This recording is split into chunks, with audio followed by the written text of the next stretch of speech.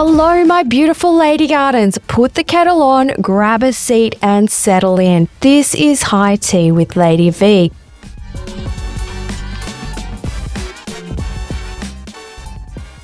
Welcome back to High Tea with Lady V. Now, I know we have taken a little bit of a hiatus recently, and honestly, life just got a bit wild. Between kids, work, family, and the general chaos that comes with being a woman trying to juggle all the things, I had to hit pause for a little while. But the tea is officially back on and brewing. And we are not just coming back, we are doing our full relaunch. To celebrate, I'll be publishing my top 6 favorite episodes, the ones you loved, the ones that made you laugh, the ones that made you think, and the ones that probably made a few people a little bit uncomfortable. Which, let's be honest, is exactly what we are here to do. After that, I'll be bringing you brand new interviews, incredible guests, and some seriously powerful conversations. We've been working behind the scenes, lining up some amazing, amazing names, and I cannot wait to share them with you. We're coming back bigger, better, and bolder than before. Over the next few weeks, we'll be re-releasing the favorite episodes every 2 weeks before we dive into the new chapter of High Tea with Lady V with brand new content. I'm so excited to have you all back here with me. Grab a cup of tea or a glass of champagne, no judgment here, and let's get into it.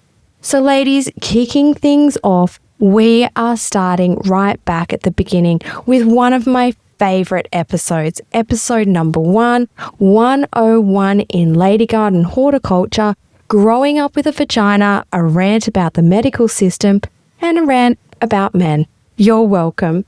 Have an amazing listen. I'm so excited to be back here with you all. And stay tuned. The next few weeks are going to be awesome. I can't wait to tell you who is coming on board and who we have recorded with already. It's pretty sensational. Welcome back. Enjoy the first episode all over again, ladies. Bye. If you were born in the 70s, 80s, or probably the 90s, and maybe the early 2000s, I really hope we've progressed a little since then. I'm assuming your Lady Garden education was just like mine. Don't get pregnant. Don't let anyone touch it. Sex is for men. And did I mention, don't get pregnant. We probably don't even look at it until our gynecologist hands us a mirror and tells us to look and push simultaneously. A sight I know I'd rather not have burned into my retinas. The jokes begin about how moody we are.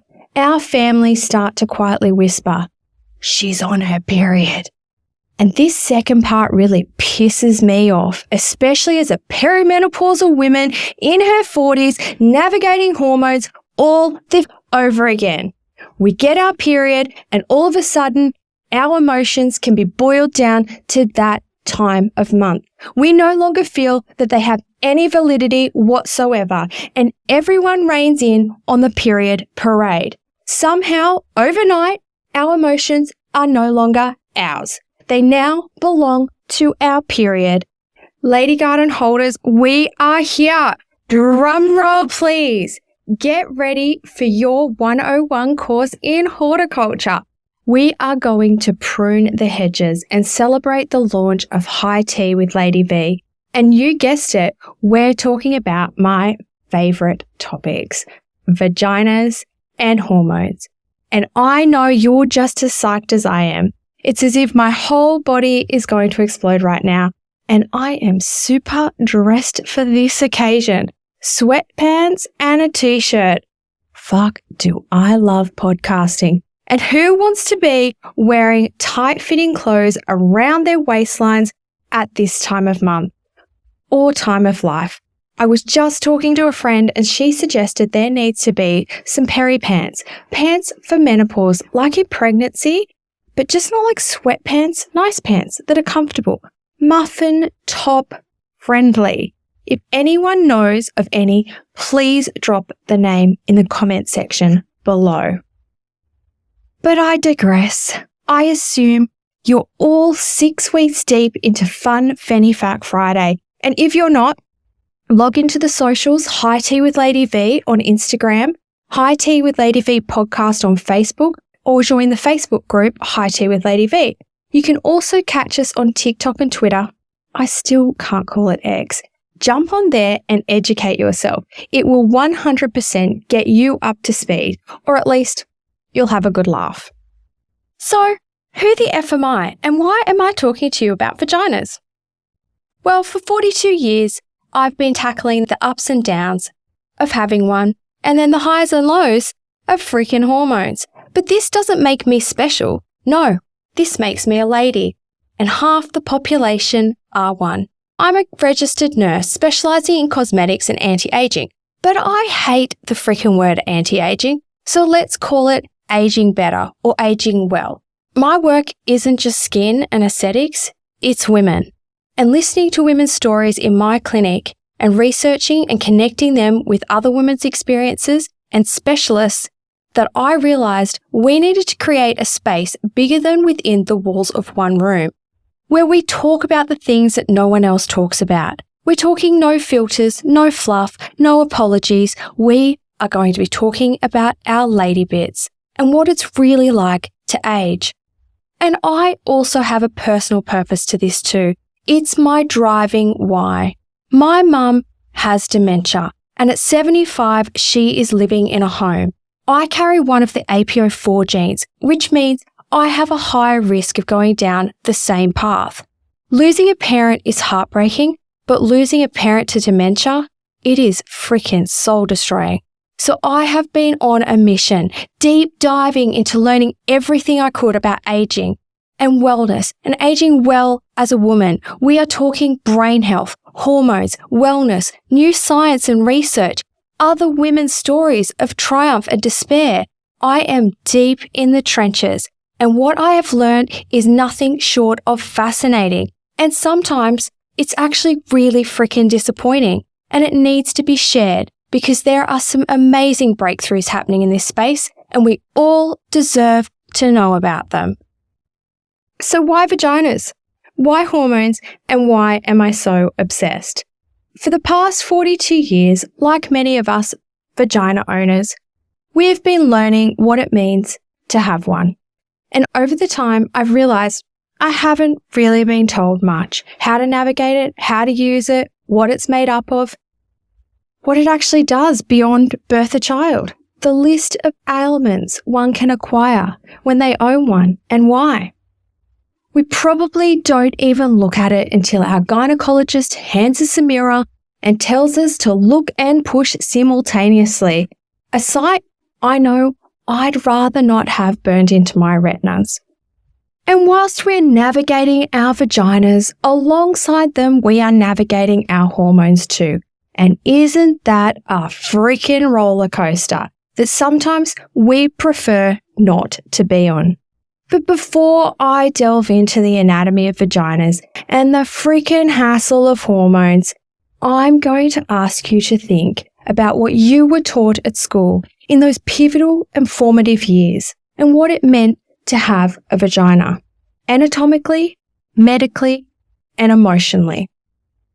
If you were born in the 70s, 80s, or probably the 90s, and maybe the early 2000s, I really hope we've progressed a little since then. I'm assuming your lady garden education was just like mine. Don't get pregnant. Don't let anyone touch it. Sex is for men. And did I mention, don't get pregnant. Oh, and don't forget you've actually got a vagina too. And if you were one of the lucky ones in PDHPE classes, so personal development, health and physical education, you were also informed that you had a cervix, a uterus, some ovaries, maybe fallopian tubes, and some other things that you really didn't have to worry about until you were pregnant. But don't get pregnant. And then we also learned that one day our lives would change forever, and we would get our dreaded period. No longer were we innocent or naive. All of a sudden, we are thrust into womanhood, and probably before we were ready.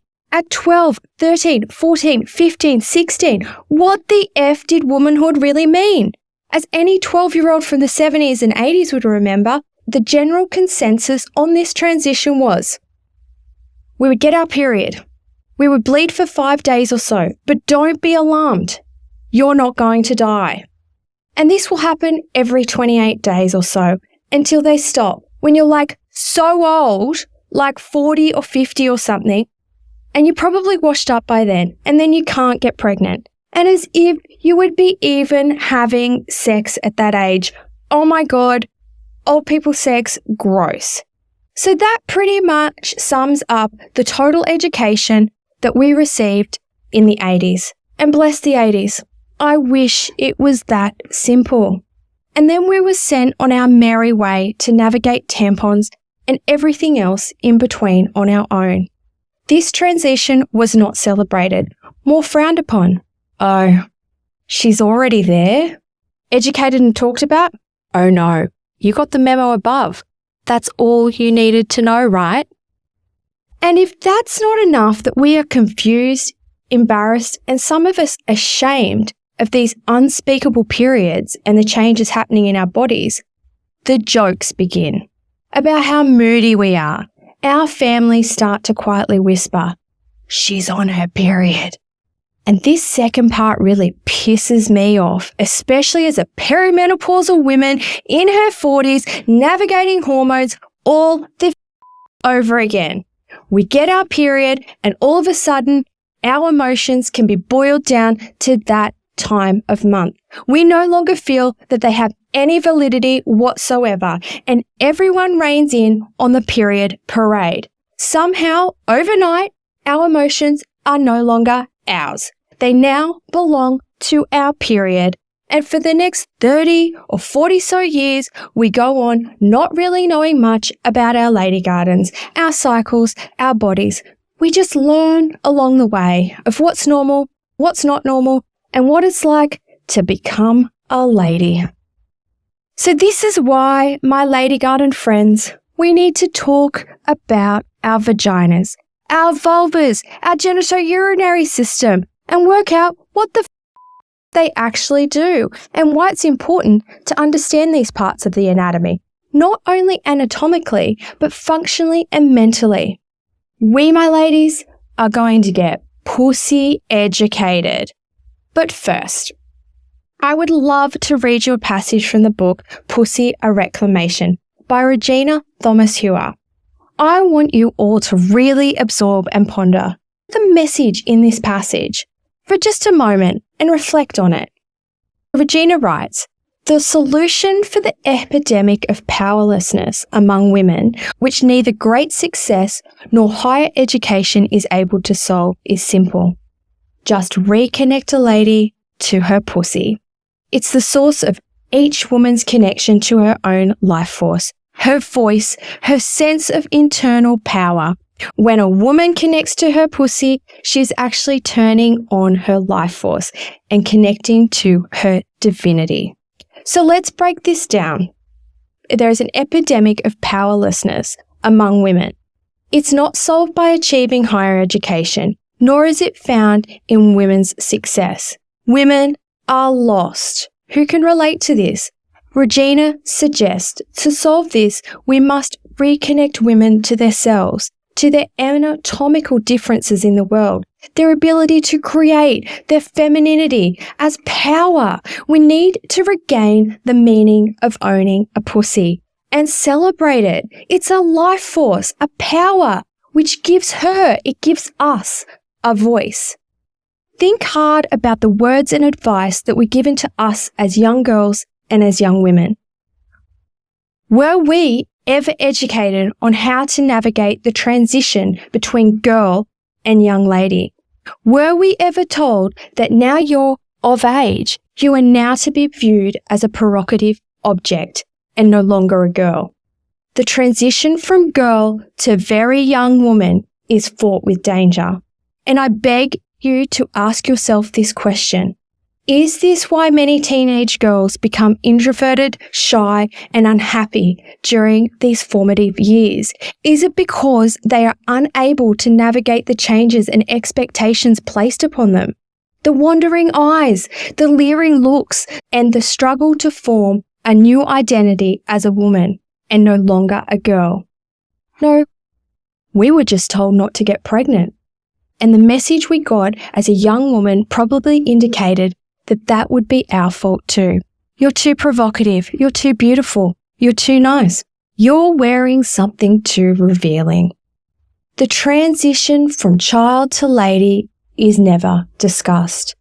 You get your period and bam, you're suddenly supposed to feel different, act differently, and miraculously understand what these differences mean, as you can get pregnant now.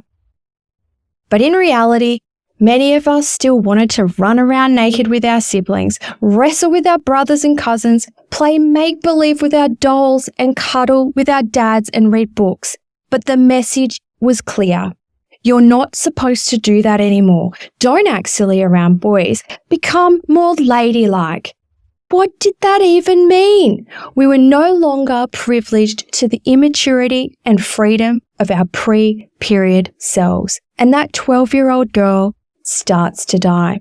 She starts to question herself, her actions, what she wore, what she said, what she did, who she spoke to. She starts to question her existence. Because up until then, she was just a free spirit running around, playing tips with the boys and girls, and there was no agenda. No one looked at her any differently. Men, they didn't notice us. Innocence for some was bliss. And now we have to be a lady. And all we wanted to do was be a kid. 12 to 18 was a hard time to navigate, let alone navigating our vaginas in silence. We were never taught the next steps in life, and we were never taught that our lady gardens were more than just vaginas, periods, and avoiding pregnancies. These little beauties have an entire ecosystem of their own. And ladies, we are going to deep dive into that ecosystem. And where do we start? Well, I'm going to tell you about the first time I got thrush, because that is one of the first signs that vaginal ecosystem is a little up. Picture this. No, let's not picture this. Let's talk about discharge. Discharge. Were we told much about it? Did anyone firstly tell us we'd even get it, let alone which ones were normal or not? No. It was the 70s, 80s, and 90s, remember? We just get our period every 28 days until we're like ancient, and then we don't. What about the advice on frickin' discharge? It's different when you ovulate. It's different before your period. It's different after your period. There are so many differences. And then there are differences that you don't want. I hit the panic button. I thought, this is it. My life's over. My vagina's broken. I'm going to die. I rushed to the doctor, making an emergency appointment, sobbing that I was broken and dying. The doctor gave me some cream, assured me that I'd live, and sent me on my merry way. I lived. And I left the doctor's surgery a little bit more educated, but my dignity was in tatters. I had thrush. The shame. And come to think of it, I'd probably had it before to a lesser extent in my early teens, but I didn't know what the symptoms were. Gosh, this has probably affected almost every woman on the planet over the age of 13. However, back then, I didn't know what it actually was. But ladies, what I did know was how to avoid to get pregnant. Of course I knew that. And of course I knew about STDs. Don't get those. Wait, was thrush an STD? Shit, I have an STD? Like, was that even possible? Shit, I rang the doctor. Rest assured, no. Thrush is not an STD. Just in case you needed clarity on that, it's a fungal overgrowth of candida, which actually lives naturally in the bowels and some small numbers in the vagina. And when that little ecosystem is out of whack, we sure know about it. Wet swimmers, heat, menstrual cycle changes. There are those pesky hormones again. Oral contraceptive, iron, low, taken antibiotics recently. So basically, life with a vagina causes thrush. And no, there wasn't internet phones back then, if you're asking. I searched YouTube though recently and TikTok on advice on thrush, and wow, there is definitely more information flying around these days on the topic. But then young girls today are faced with another dilemma. Are we getting the right advice about our vaginas on TikTok? Food for thought. But as we know, even our more established lady garden horticulturists know, thrush is just the very tip of the iceberg. And if you've seen an iceberg, it's the underneath that goes really deep. I soon realised I was really pretty out of touch with my vajayjay, but shrugged it off. Who did know much about their vaginas back then? And I was definitely not talking about it with my girlfriends. That shit was private. And now I'm podcasting about it, how the tides have turned in the past 24 years, and what a fun 24 years it's been. There are so many ailments we are never told about. Vaginosis. But someone could have given us a heads up on that. Dryness. Chafing. That's another time I thought my vagina was broken. Endometriosis. PMDD. Twisted ovaries. Signs and symptoms would have been helpful.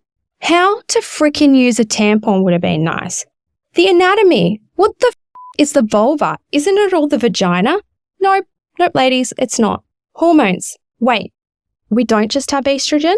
The genitourinary system. What the fuck is that? Incontinence. Not normal. And young girls can even suffer from this too, especially if they are highly athletic and putting strain on the pelvic floor. Think gymnasts and cheerleaders. Why do I feel so shitty the week before my period? Potentially this is due to the lack of estrogen and you're actually experiencing little mini menopauses every month. What happens to my vagina when, God forbid, I do get pregnant? Or pap smears. Oh my goodness. Who remembers their first time having one of those? I think I have PTSD every time I see a speculum. I felt violated. What the fuck just happened? And who on earth designed that little gadget? Surely not a woman. Well, I Googled it. Yep, it was a man. The first speculum device was a double-bent spoon, and the first experiments were done on enslaved women, who I'm sure were given the latitude to voice their concerns about the discomfort. And yet, we still use a similar device to this day. Go figure. Women have never been shown a clear medical path or been given a voice. We've been medically treated as subordinate partners to the male body. Yet we create freaking life. We grow these little fuckers, and we're supposed to have subpar bodies? Did you know that they've discovered that menstrual blood contains stem cells? And I'll probably pronounce this completely wrong. Mesenchymal stem cells, MSCS, and it has the potential for regenerative medicine and cell-based therapies. They exhibit high proliferation and differentiation, meaning they can grow and differentiate change into various cell types, similar to those found in umbilical cord blood and bone marrow. We are talking about repairing damaged organs, liver failure, spinal cord injuries, treating disease. Ladies, when this news first came out, every cosmetic nurse that I worked with was like, should I be needling this into my face? Regeneration stem cells that are mine? I'll keep you posted on it. I haven't done it yet though. Or have I? No, I haven't. But really, does this actually come as a shock? Considering our reproductive system has the ability to grow life, shed, and regenerate every month, why not research this for stem cells? And further to this, there are some ancient Aboriginal tribes that actually kept menstrual clots to repair injuries. So what? Thousands of years ago, we knew about the regenerative effects, and now we're only just discovering this in the last 10 years? Does this really surprise us? Not really. Because did you know, women weren't included in medical trials until 1993. Yes, ladies, 1993. So those statins, heart meds, and other treatments, you bet they probably weren't tested on women. And surprisingly, these medications work differently on women, especially depending on where they are in their hormonal lives. Shut the front door. They work differently on men than they do women? Who would have thought? And we're only just now starting to see the pharmaceutical differences. Think about all the times as women we were told that our medical problems were all in our heads. Well, guess what? Those ailments are now being proven to be real symptoms of real conditions. Wait, women actually do have medical issues? We're not just being whingy women? Maybe we should have studied women more than just for our ability to bear children. Gosh, what a thought. We're medically different? Just ask half the population. We could have told them. But my question is, how are these revelations only happening in 2025? And yet we still have people questioning the difference between men and women. I was listening to a snippet of one of the world's leading female exercise physiologists who holds a PhD in women's performance and exercise. She also trains some of the world's elite female athletes. So she's pretty qualified. And she was discussing the difference in training for women, especially post-menopause and perimenopausal women, and how fasting affects these women. Among the thousands of comments were men chiming in, trying to debunk her expertise as an elite female trainer, because they had spent a few days in the gym bodybuilding and now they considered themselves PhD specialists in female training. I don't think they were even considering that they can't grow babies, or that they don't get their periods, or maybe they didn't realize the talk wasn't about men. Stop it. It wasn't about them. I will wash my mouth out. Apparently they knew more about female training than the expert female exercise physiologist. They couldn't just stay in their lane. And to this point is what is wrong with the medical system. Men think they know more about women's bodies and have had us second guessing ourselves for years. Oh, you can't feel that. Like, science doesn't suggest that that can happen. It must be psychosomatic. I can't tell you the amount of women that have told me that they have been to the GP or a specialist and have been told that it's all in their heads and given antidepressants and sent on their way. And this is not just privy to male doctors. Female doctors are just as guilty of this too. Recently, I was at a perimenopausal conference with a male professor presenting as the leading body on the benefits of HRT. When he was asked about the timing of HRT for women in their early 40s who have regular but somewhat shorter periods, however, were experiencing an array of other perimenopausal symptoms such as sleeping difficulty, genitourinary issues, and mood disorders, he informed us that they should just go on to antidepressants for mood disorders or the pill, because she could get pregnant still. Did you know that? Even though we're in our 40s, apparently we don't know that we can still get pregnant. And that's what it's all about.